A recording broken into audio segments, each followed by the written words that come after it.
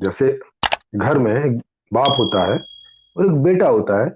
बेटा ज्यादा पढ़ा लिखा भी हो तब भी, क्योंकि बाप के पास है सारी इकोनॉमी, तो बाप समझता है कि जो वो चाहेगा वो होगा।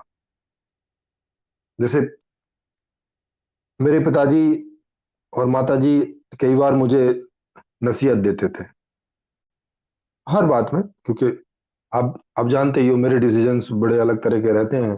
तो साधु बनने का, ये करने का, वो सब उनके कभी समझ में आते नहीं। तो चूंकि इकोनॉमी तो उनके हाथ में थी, तो वो उसका काफी सारा उपयोग जो है मेरे ऊपर करने का प्रयास करते थे कि हम ये नहीं देंगे, वो नहीं देंगे, तुम अपना आप करो फिर जैसे करना वगैरह। मैं कहा तो मैं उनके किसी भी झांसे में नहीं आया या किसी भी दबाव में नहीं आया। बहुत ज्यादा दबाव उन्होंने दिया भी नहीं मुझे, क्योंकि मैं उनका लड़का था तो प्रेम करते थे। पर कोशिश की उन्होंने। तो मैं उनको बोला करता था, मैं कहा आप ज्यादा एजुकेटेड हो या मैं ज्यादा एजुकेटेड। तो एजुकेशन के मामले में बोलते थे भी ठीक है तुम ही हो एजुकेटेड तो ज्यादा। तो मैं कहा अगर आपने अपनी ही चलानी थी मेरे ऊपर तो मुझे इतना पढ़ा लिखा है काय के लिए।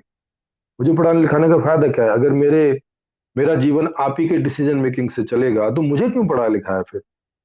मुझे तो नहीं पढ़ाते लिखाते या अपने से कम पढ़ाते लिखाते, तभी ना मैं आपकी बात सुनता। अब अगर मैं आपसे ज्यादा बुद्धिमान हो गया हूं तो मैं आपकी बात तो नहीं सुनूंगा, बल्कि लॉजिकली देखा जाए तो आपको आपको मेरी बातें सुननी चाहिए। भाई ज्यादा बुद्धिमान की बात कम बुद्धिमान को सुननी चाहिए ना।